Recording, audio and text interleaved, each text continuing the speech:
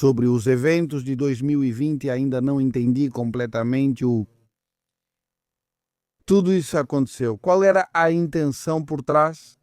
Na sua perspectiva, qual era a intenção? Porque, pelo que eu estou entendendo, e insisto, me corrija se eu interpretei algo errado ou se eu estiver enganado, tudo isso teve um propósito positivo no final das contas, mas muita gente acabou tendo consequências extremamente negativas. Tem algo em toda a explicação que você acabou de fazer que eu ainda não consigo entender completamente.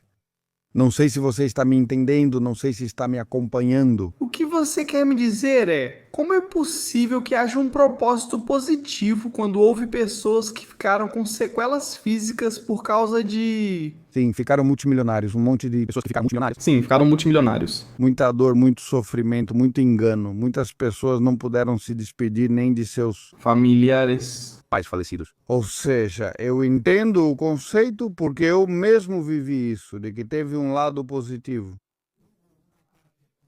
Para aqueles que foram capazes de enxergar além da mentira, mas não que o objetivo final desse engano fosse positivo. Aí eu me perdi? Sim, é que aqui tem um conceito muito interessante, que é o de que o engano é a arma fundamental de Satã.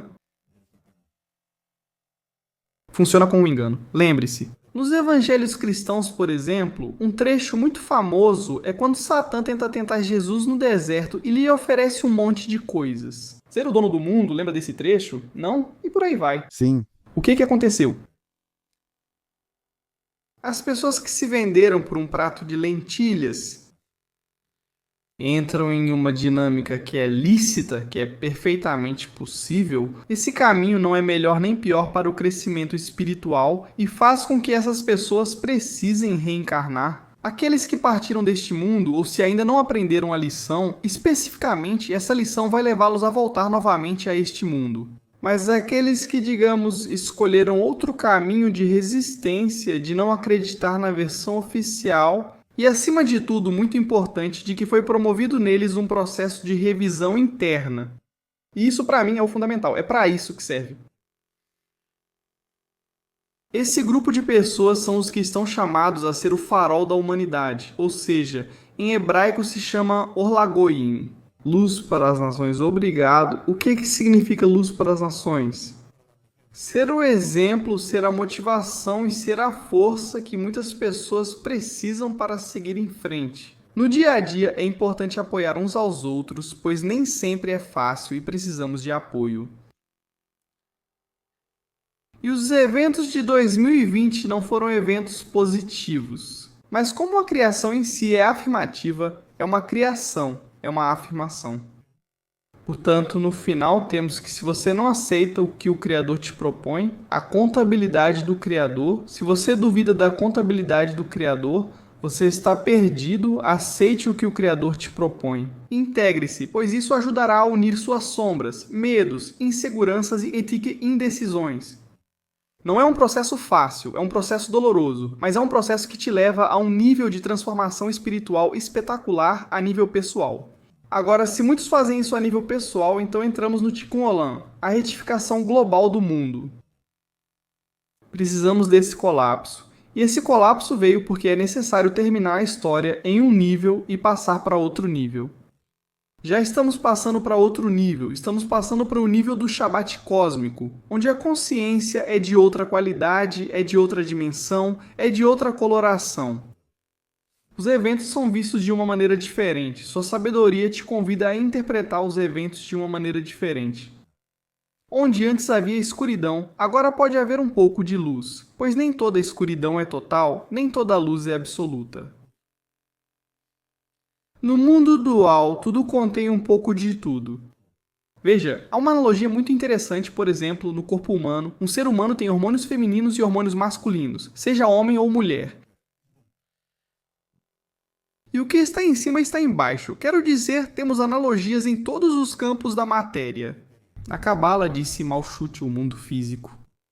Então, primeiro, aceitar. Segundo, agradecer pela lição. E terceiro, tomar decisões de acordo. E aqui está a parte para mim fundamental. Quando você já integrou isso, quando já passou por esse processo de dor, agora precisa decidir o que vai fazer, porque é preciso decidir de novo. Voltando aos eventos de 2020, alguns decidiram uma coisa, outros decidiram outra. Alguns decidiram não usar máscara, outros decidiram usar máscara.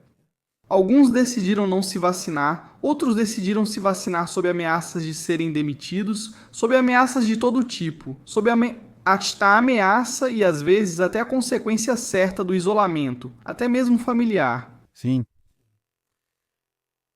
Mas tiveram que tomar uma decisão. certo. E é nesse ponto que ocorre a transformação.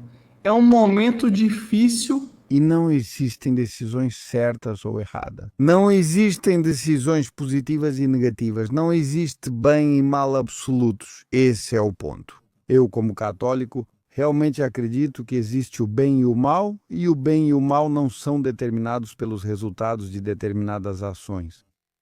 É absoluto. Não existe neste plano físico dual um bem absoluto e um mal absoluto, porque é um plano dual. O bem absoluto existe, mas em planos superiores que não conseguimos compreender. Existe o bem absoluto, mas não neste plano. Neste plano podemos atrair esse bem absoluto ou parte desse bem absoluto através de nós ou canalizá-lo, por assim dizer. O mal absoluto existe, mas não neste plano, pois ele é dual por definição. O absoluto não existe no bem ou no mal. Aquilo que observa. Eu tinha um mestre que sempre me dizia que, quando eu falava que queria procurar o bem de uma pessoa e explicava por que eu queria procurar o bem dessa pessoa, ele me dizia: sim, mas esse é o seu bem, né? Talvez não seja o bem para ele, entende? Entendo. Entramos no relativo do dual, o que é interessante, pois cada alma tem seu caminho e escolha. É preciso respeitar o destino de cada alma, mesmo que doa. Mesmo que nos doa, é preciso respeitar o destino de cada alma. Não somos ninguém para interferir no destino de cada alma. Por exemplo, você tem um podcast onde transmite e as pessoas escolhem te assistir ou não. Você não está obrigando ninguém a te assistir, não está colocando uma arma no peito de ninguém, né? E mesmo assim, há muitas pessoas que decidem te assistir, Certo. mas é por um processo de escolha pessoal, é um processo de revisão pessoal. Chama a atenção o que você pode oferecer, mas você não obriga, não impõe. E se não gostam, mudam de canal. Graças a isso, eu quero dizer, no final, é um processo interno muito profundo, muito poderoso. Isso te balança e vira do avesso várias vezes. E bom, embora pareça um pouco masoquista, isso também faz parte do encanto desse mundo, porque o encanto desse mundo é que estamos aqui. Em um treino fora das câmeras, conversávamos com o pessoal do som, não sei se você se lembra, da palavra amém em hebraico, amém, que significa assim seja, e amém vem do amém. 3 letras hebraicas formam uma raiz de onde surgem palavras. As palavras derivadas de amém incluem emuná, que significa fé.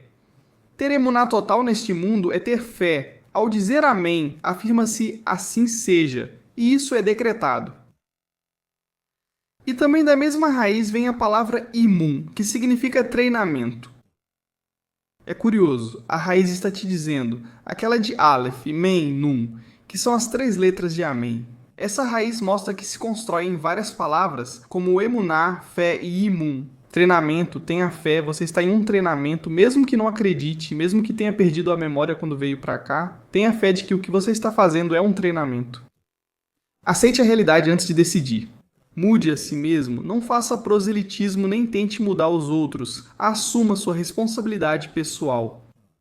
Quem quiser te ouvir vai fazer isso de forma natural e vão vir, e pode acreditar, eles te ouvem. Muita gente te ouve. Mas isso é o lado positivo, porque essa é a diferença entre a autoridade e o poder. São 2 conceitos. A autoridade vem pelo seu exemplo, pela sua energia interior, pela sua força. As pessoas vão te ouvir. O poder é porque você tem poder material, seja econômico, de impor coisas, são 2 conceitos diferentes. Então a autoridade é muito mais interessante, porque ela vem do seu centro, da sua convicção, da sua coerência interna. Sem intenção de convencer, sem intenção de agradar, sem intenção de ser aceito. Você não precisa que ninguém te valide de fora. Você precisa se validar em conexão com o Criador. Sempre. Acho incrível esses 2 conceitos de autoridade e protesto.